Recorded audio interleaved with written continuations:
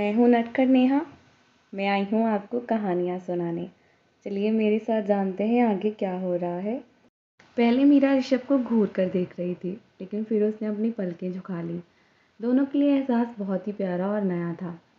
दोनों एक दूसरे के प्यार को महसूस कर रहे थे। इजहार भले ना किया हो, पर उनके दिल में एक दूसरे के लिए भावनाएं और मोहब्बत जाग चुकी थी। ऋषभ ने मीरा के चेहरे को दोनों हाथों से थाम लिया और प्यार से उसे निहारने लगा। उसकी झुकी हुई पलकें उसे कितना हसीन बना रही थी। वो समझ नहीं पा रहा था कि वो कब इतना करीब चले गए थे एक दूसरे के। उनके होने या ना होने से दोनों को फ़र्क पड़ने लगा था। ऋषभ ने प्यार से उसका माथा चूम लिया और अपना माथा जोड़कर उसके साथ खड़ा हो गया।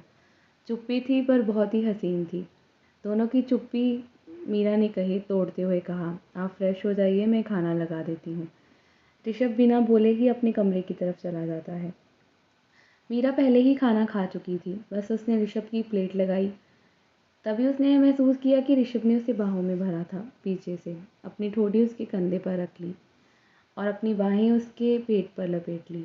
मीरा को अजीब सा फील हुआ। वो कब इतना आगे बढ़ गई, पता नहीं क्यों, पर उसके मुंह से शब्द नहीं निकले। वो धीरे से मदहोश हो रही थी क्योंकि ऋषभ ने उसकी गर्दन पर हल्का सा किस किया था। मीरा उस एहसास में बह जाती है कि तभी ऋषभ उसे छोड़कर अपने कमरे में जल्दी से चला जाता है। मीरा अवाक सी खड़ी रह गई। ये क्या हुआ भाई, उसे समझ ही नहीं आया। उसने सोचा क्या उसने कुछ कहा है। उसे याद आया कि ऋषभ क्या कर रहा था। अपना चेहरा दोनों हाथों में छुपाया और किसी बच्चे की तरह शर्माने लगी। वो किचन में खड़ी शर्मा रही थी। अगर कोई देखता तो पागल ही कहता। ऋषभ के लिए प्लेट लगाई और उसके रूम की तरफ बढ़ गई। थोड़ा डर भी रही थी, कहीं रावण कुमार उसे डांट ना दे। ऋषभ का मूड पता नहीं होता कब वो रावण कुमार बन जाता है। वो खड़ूस रावण कुमार बन के उसे डांट भी देता है, पर वो उसे भूखा सोने नहीं दे सकती। इसीलिए हिम्मत करके उसके रूम में चली जाती है। पहली बार वो ऋषभ के रूम में आई, उसका दिल ज़ोरों से धड़क रहा था, ऐसे कि वैसे बाहर आ जाए। उसका चेहरा थोड़ा सा लाल था। सोचा नहीं था रावण कुमार का कमरा इतना खूबसूरत होगा और उसका रावण कुमार इतना रोमांटिक भी होगा। रूम खोला और अंदर आकर कोई आवाज़ महसूस नहीं हुई। 2 मिनट खड़े रहने के बाद उसे समझ ही नहीं आया कि ऋषभ कहाँ चला गया। उसने प्लेट वहीं साइड पर रख दी और आसपास कमरे को देखने लगी। डर भी लग रहा था क्योंकि बिना परमिशन के यहाँ आई थी। छवि ने तो मना किया हुआ है इस रूम के आसपास भी मत भटकना, और वो तो बिना परमिशन अंदर ही भटक गई। दिल पर हाथ रख खुद को शांत कर रही थी तो ज़ोरों से धड़क रहा था। तभी वॉशरूम का गेट ओपन होता है और ऋषभ बाहर आता है।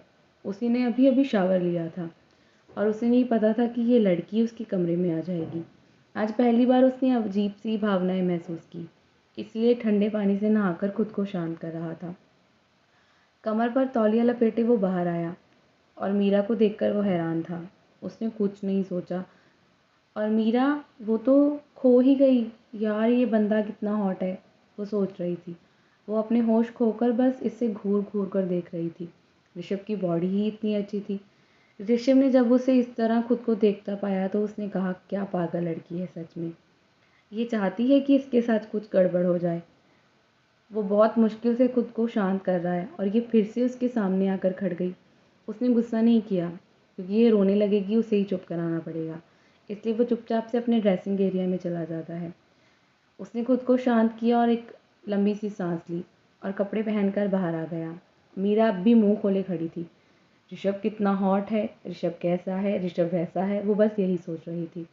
और क्या क्या सोच रही थी मैं बता भी नहीं सकती। ऋषभ ने बस अपना सिर झटक दिया और सोचा, इस लड़की में कितना बचपना है। उसे गुस्सा आ रहा था, इसमें इतना बचपना क्यों है।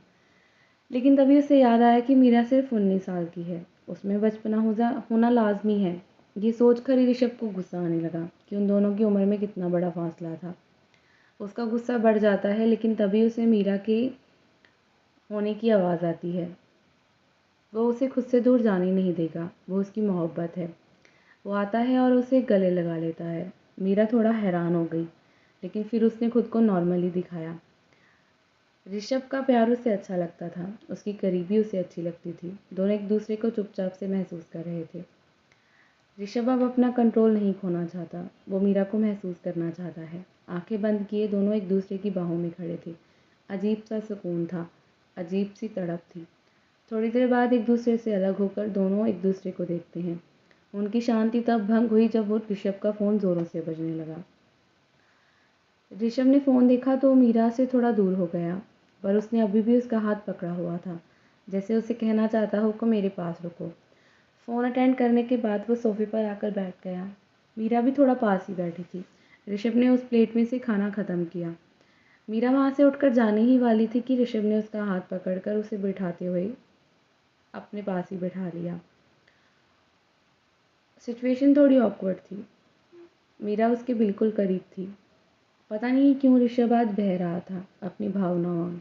वो कंट्रोल नहीं कर पा रहा था। मीरा को खोने का डर उसे अंदर ही अंदर बहुत ही ज़्यादा सता देता था। अतीत में बहुत कुछ ऐसा था जो वो बता नहीं सकता था। मीरा तो समझ ही नहीं पा रही थी। आज ऋषभ का बिहेवियर कुछ अलग था। उसने ये भी नहीं कहा कि वो उसे पसंद करता है, तो फिर वो इतना बहक क्यों रहा है। मीरा कुछ समझ पाती उससे पहले ही ऋषभ ने उसे किस करना शुरू कर दिया। मीरा का दिमाग ब्लैंक था। सोचने और समझने की क्षमता नहीं थी उसमें। वो ऋषभ का साथ भी नहीं दे पा रही थी। वो खुद को कंट्रोल कर रही थी और अपनी सोचने समझने की शक्ति खो बैठी थी। लेकिन ऋषभ को वो समझ रही थी। बहुत ही प्यारी सी किस के बाद उन दोनों का एहसास एक दूसरे के लिए बढ़ गया था। जब ऋषभ ने उसे तब छोड़ दिया जब उसे सांस नहीं आ रही थी। मीरा लंबी लंबी सांस ले खुद को शांत कर रही थी। ऋषभ का पूरा ध्यान उसके चेहरे पर था। मीरा के चेहरे पर आई बालों की लटों को वो पीछे करता है और उसके गालों पर हल्के से किस कर देता है।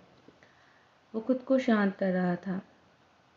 मीरा का चेहरा वो ध्यान से देखता है, फिर अपना चेहरा उसकी गर्दन में छुपा लेता है और उसे हिलने से भी मना कर देता है, क्योंकि मीरा उसके लिए बहुत ख़ास थी और ये भावनाएं वो समझ नहीं पा रहा था।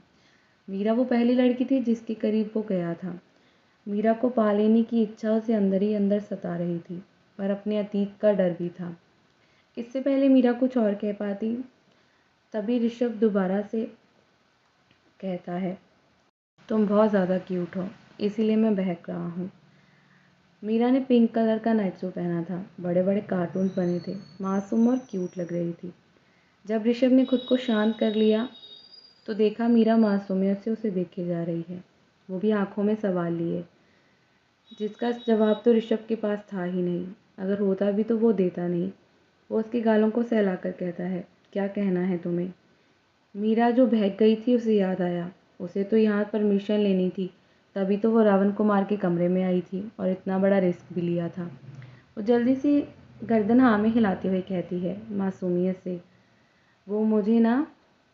मीरा ने अपना सिर ऋषभ के सीने पर टिकाकर कहा और अपनी उंगलियां उसके हाथों की उंगलियों में फंसाकर कहा, मुझे और छवि को घूमने जाना है।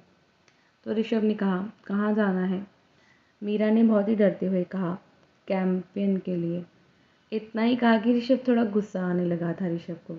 उसने आंखें दिखाकर मीरा को देखा तो चुपचाप से अपना सिर उसके सीने में दबाए हुए थी। मुझे नहीं लगता ऋषभ परमिशन देगा। उसका मूड होगा उसे भेजने के लिए, और फिर वो बहुत ही रिस्की हो सकता है। तो क्या होगा आगे, मीरा कौन कौन सी शरारतें करेगी ऋषभ को मनाने के लिए। और इनका रोमांस दिखाने के लिए मुझे बहुत टाइम लगने वाला है। बोलना बड़ा मुश्किल लगता है लिखने से ज़्यादा। आप लोगों को कहानी अच्छी लगे तो कमेंट ज़रूर करें। आज मैं बीच में काफ़ी बार अटक गई, माफ़ी चाहती हूँ। कभी कभी दिमाग किसी और एंगल में होता है। अगला पार्ट जल्दी ही दे दूँगी।